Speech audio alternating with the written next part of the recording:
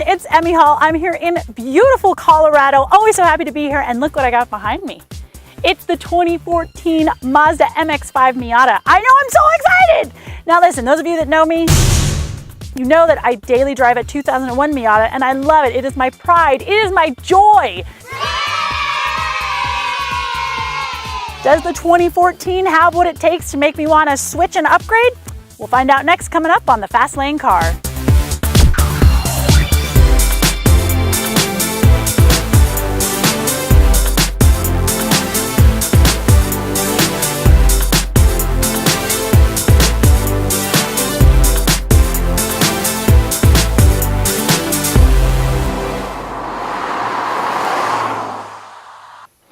Under the hood, Mazda's given us a 2-liter inline-4 engine, and that's good for 167 horsepower and 140 pound-feet of torque. Now, power goes to the rear wheels via a 6-speed manual transmission, and for some unknown reason that is a sacrilege to all things automotive and fun, you can get this car in an automatic. If you do, I will hunt you down and I will kill you. And also, you lose horsepower. You get 158 horsepower with the automatic, so just don't do it. Don't do it. Do not buy the automatic in this car, okay? Gas mileage, you get 21 miles per gallon out in the city, 28 in the highway with a combined mileage of 24. And so far, my time in this car, I found that to be pretty accurate.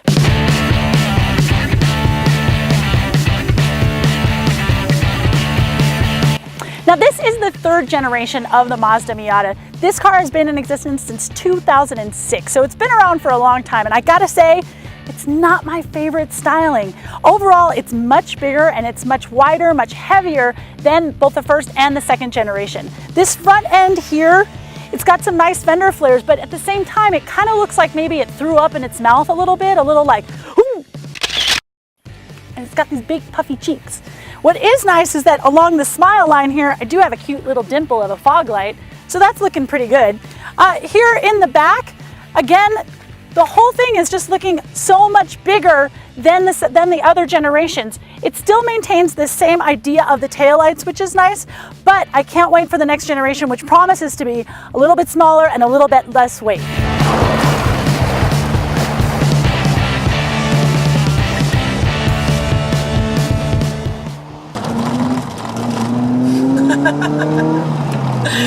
So behind the wheel of this car, I mean, regardless of how I feel about the exterior, driving it is so much fun. I will forget all about how I don't like how it looks. I mean, it's perfectly balanced. I've got front and rear stabilizer bars. I've got independent front and rear suspension. Rear wheel drive. I mean, yeah, there's not a lot of power. It's not a straight line dragster, but I don't care because it's so much fun. You really feel connected to this car. You feel connected to the road. You don't sit in a Miata, you wear a Miata. And I love it. It fits me so very well.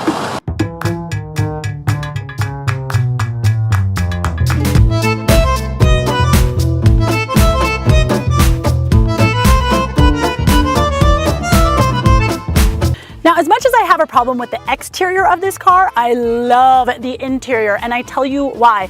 They have kept it simple, so simple. There's no computer here. There's no crazy backup camera that you don't need. There's no GPS. There's just a radio and a CD player. And I can do my presets in like 10 seconds. I just love that it's so uncomplicated. I could do without the multifunctional steering wheel and have a steering wheel that's a little bit smaller, but I understand why they're doing that. It's something that new car buyers really do want to have. Now, I do have some problems with the interior. Number one, there's no USB port. I mean, I gotta have a place to charge my phone. I really want a USB port. Number two, there's no Bluetooth in this car. Now, I had Bluetooth put in my personal car, which is a 2001 with a soft top, and it's useless because the car is too loud. This car, I think, because I have the power retractable hardtop, I think you could have Bluetooth in here and it would be okay. The last thing that I don't like is the cup holders, and here's why. It's got this little slidey thing, but the slidey thing doesn't lock. So if you're really kind of hooning it around, this will come up and it, you know, fizzes up your soda. So I have a hard time with that. But I'll live with it if it means that I can keep a very simple, very sleek interior.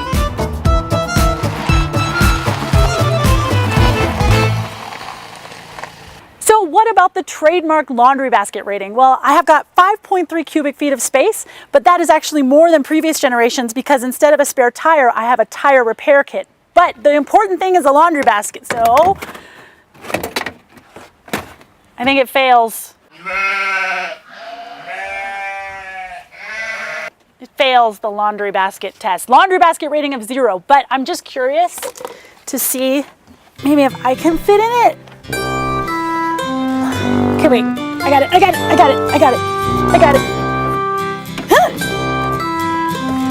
Oh my God! Dude, try to close it.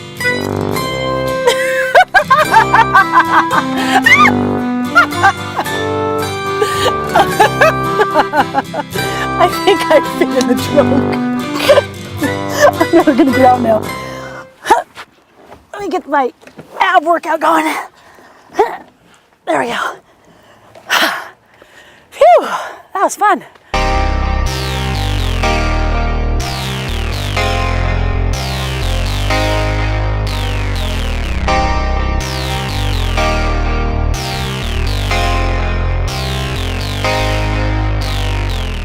You really stick in the corners, and when you do get the car upset, it's very easy to get it back into place. So it's a lot of fun to drive because you can drive it to the limit very easily. Once it gets out of sorts, it's easy to get back in. Just a little bit of throttle control, and you're right back where you want to be. Now, having said that, I mean, trust me, it's not all rainbows and puppy dogs and kittens here behind the wheel. The one thing I don't like is that even though I've got a 6-speed transmission here, when I'm cruising along on the highway at like, let's say 75, 80 miles an hour, I'm still pretty high revving. I'm still up at like 4,000 RPM. So it's fine for power, but if you really want to be touring around, sometimes it's really annoying and it gets kind of buzzy and a little loud. It's not the most comfortable car in the world. I don't really mind it because of course I'm a very young lady. But some older people might find this a little uncomfortable as a daily driver.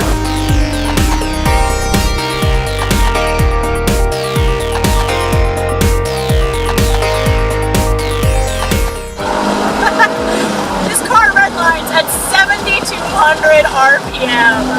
Now I've only got 140 pound-feet of torque, which isn't a lot, so I understand it's not meant for straightaway racing, but getting it in the corners here, super easy to heel toe shift in the rev match. Go right around this corner. I mean, there is a reason why SCCA racers around the country race this thing. You'll see Miatas at autocross events. You'll see them out on the track because they're so great at what they do. God, I love this car. I love this car. It's the only car for me.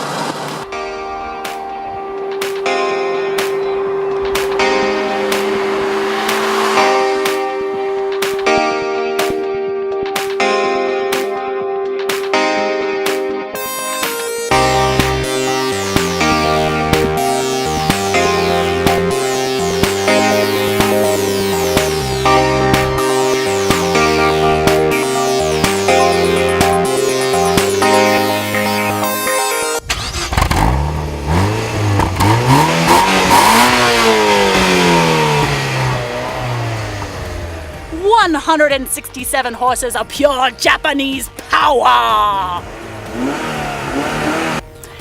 So this does have the power retractable hardtop. I have to be at a stop, I have to have the car in neutral, and then it'll go. It's pretty quick. I kind of wish that I could do it on the fly a little bit like some of the other cars, but you know, on the whole for a power retractable hardtop, it's pretty quick. I do have a problem sometimes with these power things, just because I think one day it's gonna break. So I think if I were to pick out a new Miata, I would definitely keep with the manual soft top. But this is nice because no one's gonna put a knife through your convertible.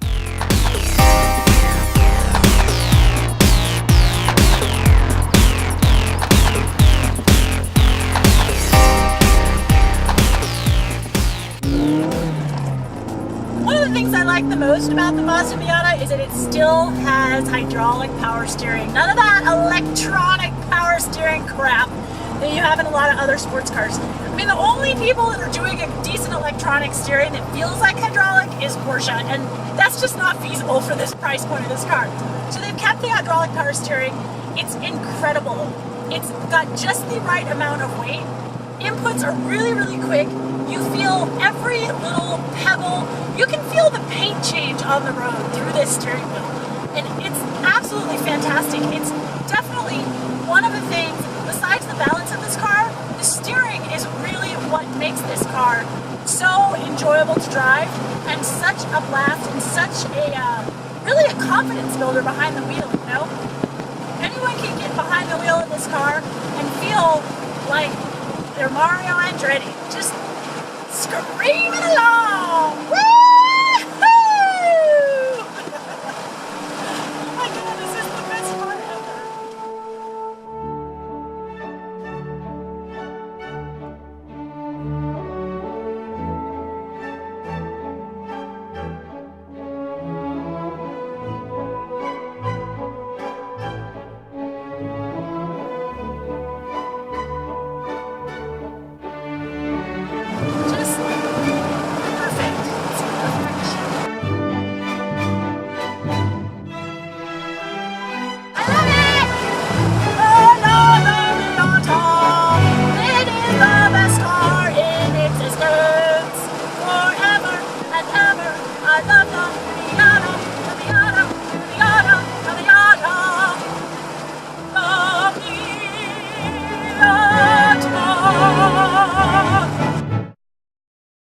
The 2014 Mazda MX-5 Miata Grand Touring Power Retractable Hardtop comes in at $29,450, but our test model here, which has the sport suspension package, which has got sport tune suspension and Bilstein shocks, as well as a limited slip and a few little premium touches, will come in at just over $32,000.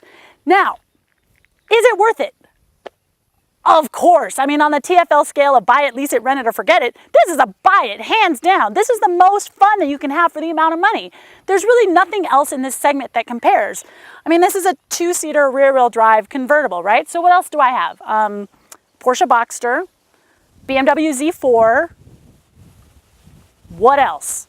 There's not a lot of cars out there, and those two cars cost at least twice as much as this.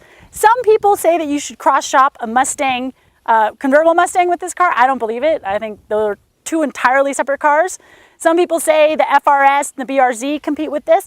I would say sure, except that those aren't convertibles. So for me, that's not even an option. The Fiat Abarth might compete. Yeah, but it's front wheel drive. So really, this is all you've got in this price range that's two-seater rear wheel drive and a convertible. Now, 2015, Mazda has only built 100 of the 2015 Miatas. They've got a few different cosmetic touches, and they're already sold out, so forget about it. 2016 is where the big news comes in. The fourth generation is supposed to be happening. No one has any idea what it's going to look like.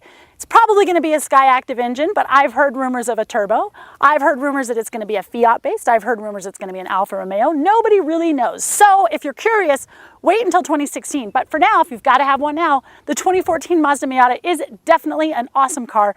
I highly, highly recommend it. That's it for today. I'm Emmy Hall. Thank you so much for watching. I'm so glad you're here. You can go to tflcar.com for more news, views, and reviews, and you can find us on all the social medias. Thanks so much. We'll talk to you soon. Bye.